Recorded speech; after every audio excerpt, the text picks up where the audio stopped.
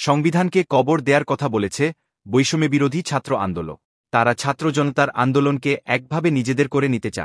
শহীদের রক্তের ওপর লেখা সংবিধানকে কবর দেয়ার কথা শুনলে কষ্ট লাগে, এমন মন্তব্য করেছেন বিএনপির স্থায়ী কমিটির সদস্য মির্জা আব্বা।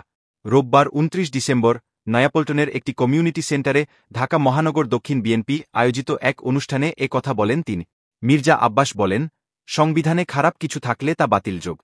এই সংবিধানকে সংশোধন বা পুনর্লিখন করা যাবে, তবে কবর দেয়া হবে এভাবে বলা ঠিক নয়। এগুলো ফ্যাসিবাদের ভাষা।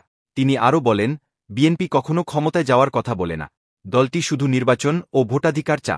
কেউ যদি মনে করে যা খুশি তাই করব, সেটি ভালো লক্ষণ নয়।